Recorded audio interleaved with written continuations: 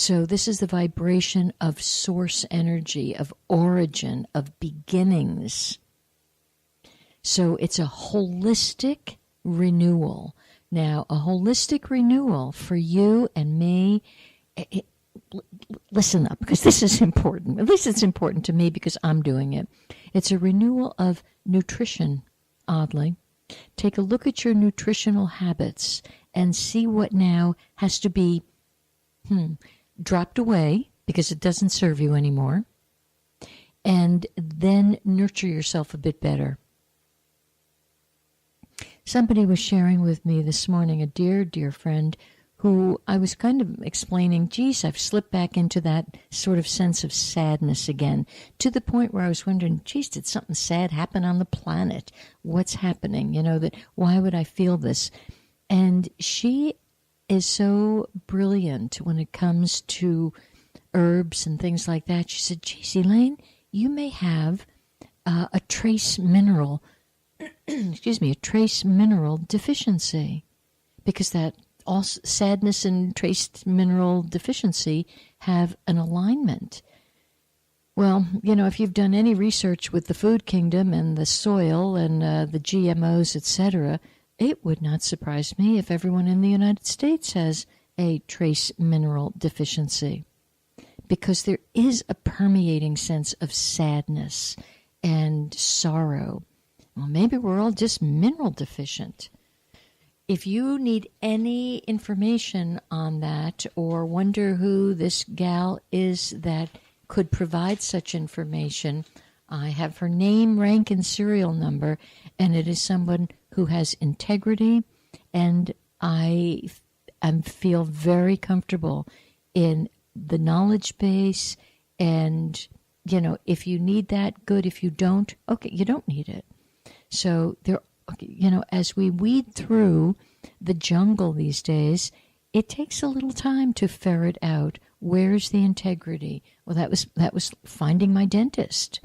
It took some time, but it's so worth the effort. So part of this spiral on this whole new 260-day cycle, it has to do with thinking that we have been... People, I can't tell you how often people say to me, I'm a human being. I get a little crazy. I wish you were a human being. Number one, you think you're a human being, and that always comes with sort of a reductive, diminutive flavoring to it. If you were a human, a shade of being, boy, I would be delighted, because then I would look at you on some days when your being is a different hue. I could actually say, wow, you're orange today. Are you in a creative mode? Holy smokes, you're green. Are you healing? Wow, you're purple. Look at that. Your whole third eye can open up. What's cooking? So we've lost the fact that we're really, truly hues of beings, and we've become very obsessed with human doings. As a matter of fact, that's probably more appropriate. We're more humans doings rather than humans beings. And if you'll get back to your beingness, you have a whole lot to offer. And interestingly, that message of the day tapped right into this. You have more to offer than you couldn't even fathom it.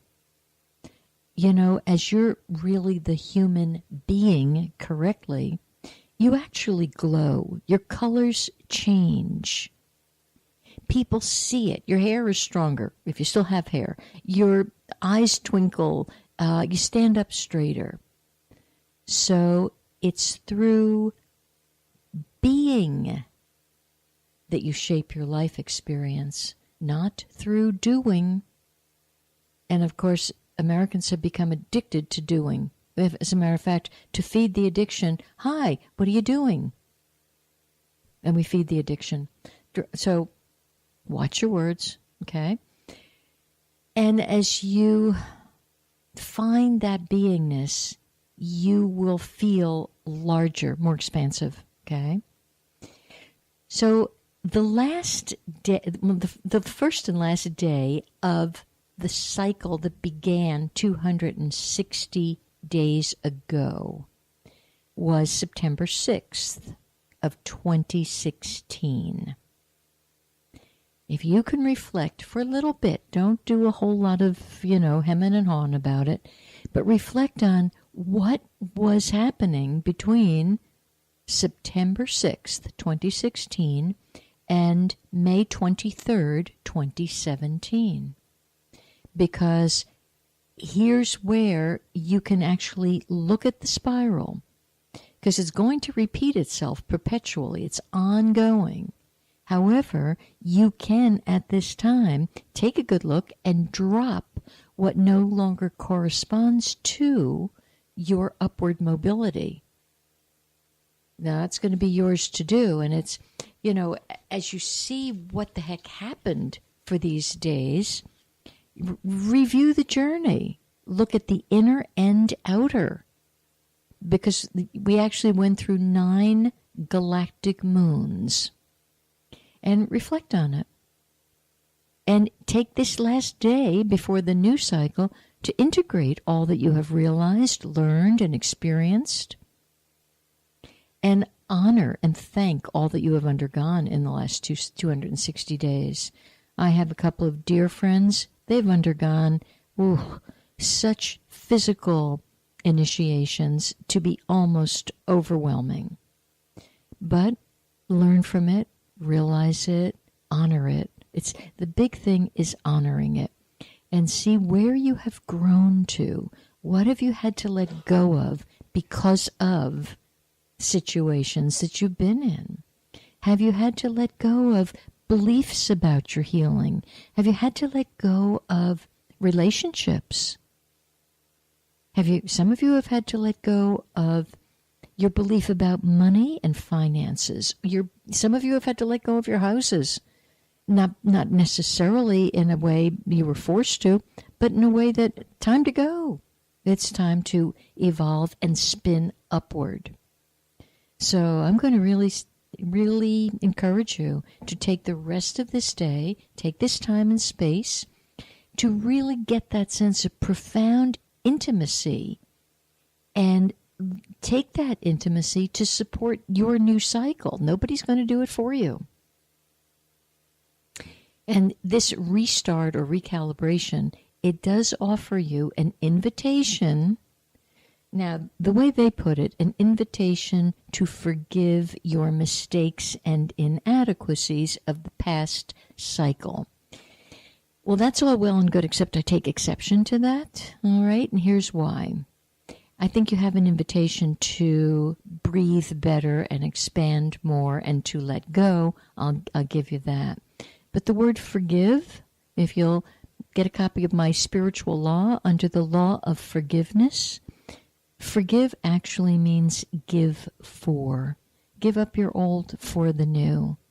We actually had it backwards. So much on this planet is like a hall of mirrors. Things are distorted and backward.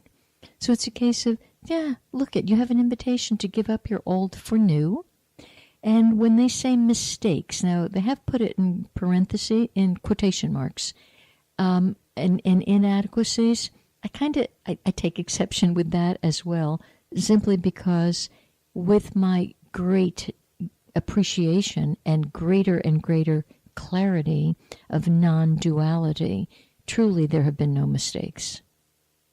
And you haven't been inadequate. Worst case scenario, you've opted to operate with like low wattage in the rooms that you're in. So my contention is turn the wattage up, turn the bulb up, turn the light on.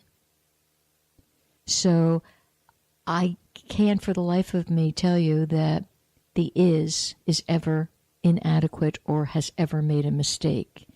Presence awareness is pure source energy, and there's only one. So you can't split it, you can't deny it. It's just one. So get into your oneness, get back into that sense of, this is the brand new moment. With a great sense of innocence, pull up your innocence again.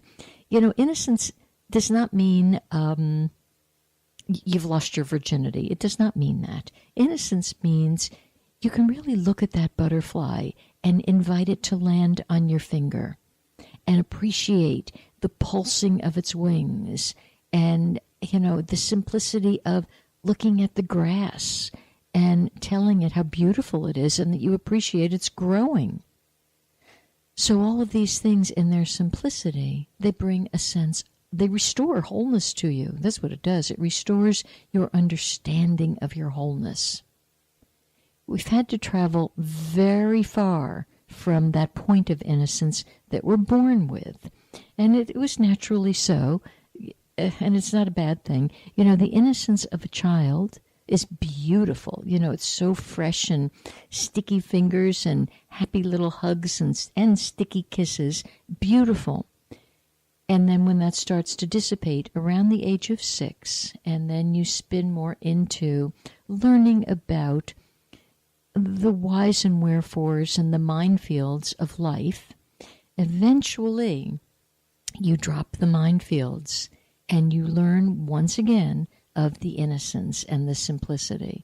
And that's where I believe that those of you who would be drawn to listen to this kind of show, you'd be either right there or certainly ready to approach it, because the other gets so worn out and exhausting. So this red magnetic dragon's energy of tomorrow, it brings you back to the beginning. And the beginning is remembering. So almost like figure your head has been detached, your arms are thrown out onto the wilderness, and now everything gets reattached. 2, understanding that there's one and you're it. You are that. You are that which you are seeking, and that's just the only thing there is. And I know, because I put in a lot of effort this weekend with, okay, but this is coming at me. Yep. And I would drop it. And then this. It's almost like a very fast, volleyball game or something where the balls are coming at you too fast sometimes. But still, you can stand in the silence and remember it. So the red dragon of tomorrow gives you the ability, and I not only the ability, it is a fresh start. So take it as you want.